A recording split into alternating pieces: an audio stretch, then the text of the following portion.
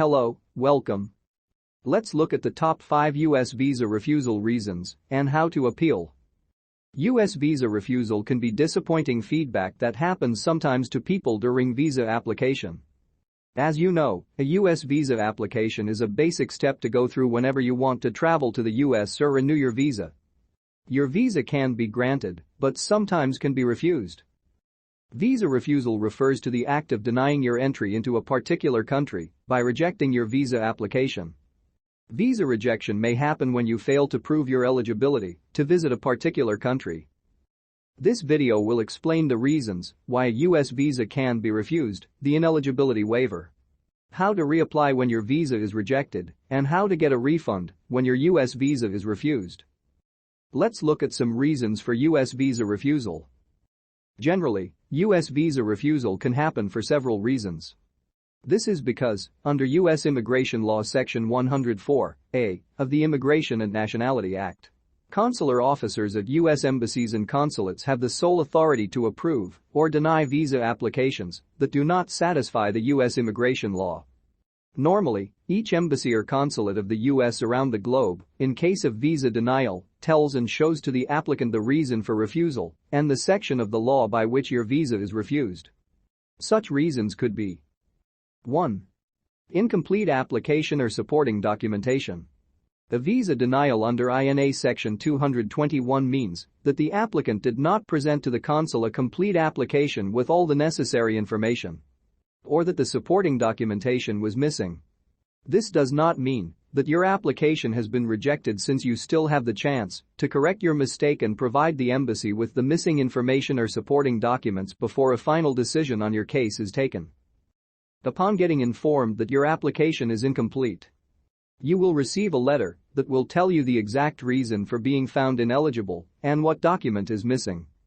You will have a 1-year period of time to submit them, since if not, your case will be dismissed and you will have to apply again from the beginning, including paying a new visa fee.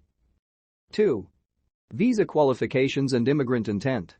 Only applicants of non-immigrant visa categories can be rejected under this section of visa law. The denial of a visa application under INA Section 214 means that the applicant failed to convince the consular officer that he or she qualifies for the non-immigrant visa they applied for, and also that the applicant has strong ties with his or her home country and does not intend to immigrate to the U.S. When it comes to strong ties, the applicant can best prove that they do not intend to stay in the U.S. if he or she has a job, is married or engaged, or has property such as house, land, etc. If the person have children to whom the applicant is the legal tutor, and has good relations with family members and friends. Note: the applicant cannot appeal for this ineligibility.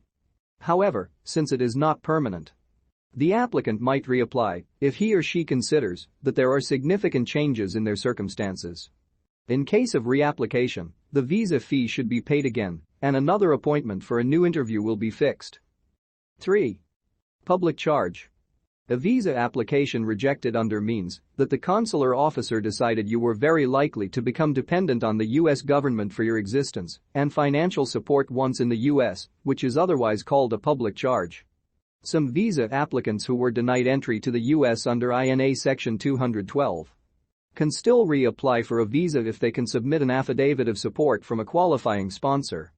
The affidavit of support should be accompanied by bank statements or pay slips of the sponsor that show they are capable of financially supporting you.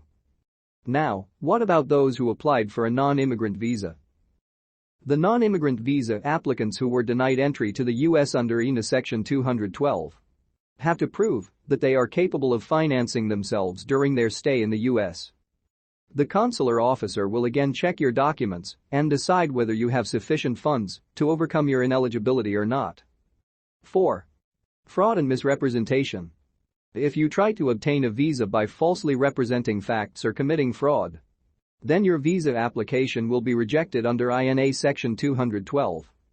If you try to hide the fact you have relatives in the U.S. or you have been convicted of committing crimes in the past, it is considered fraud. This is permanent ineligibility, therefore you will not be issued a visa, no matter how many times you apply.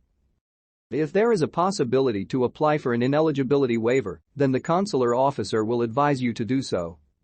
5. Unlawful presence in the United States. If you were refused permission to enter the country, then this means that the reason behind the visa denial is that you were considered to have been unlawfully present in the U.S.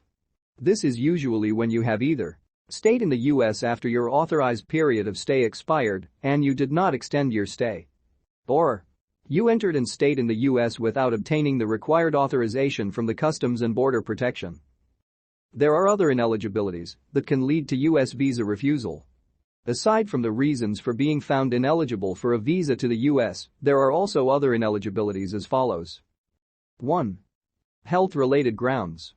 The following categories of people that have health-related issues are ineligible to obtain a visa to the U.S. An applicant who is determined to have a communicable disease of public health significance, and any applicant who have a physical or mental disorder and behavior associated with the disorder that may pose or has posed a threat to the property, safety, or welfare of themselves or others, and which behavior is likely to happen again or can lead to other harmful behavior.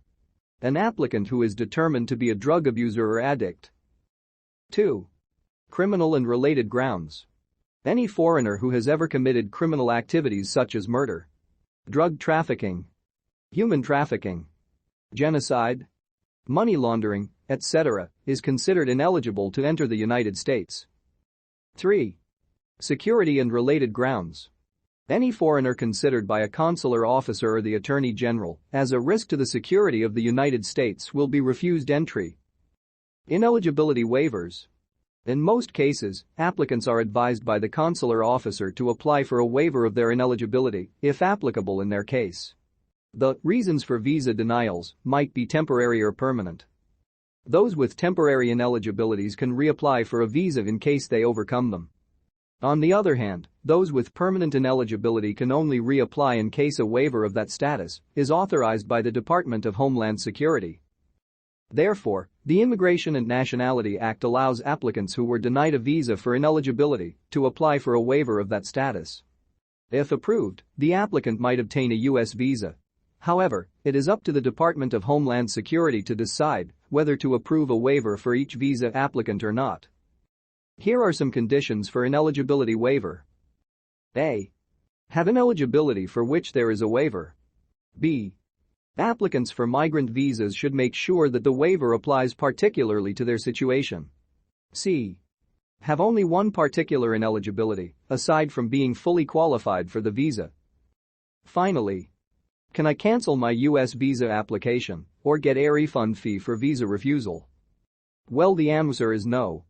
Any fee paid during your U.S. visa application are non-refundable. It is possible for a consular at the U.S. Embassy in your country to refuse or reject your visa, but the reason for the refusal must be given. However, we believe you have understood why your visa can be refused, hence helping you prepare your travel in a way your visa cannot be rejected. You can also find more information about this very topic on our website. Thanks for watching.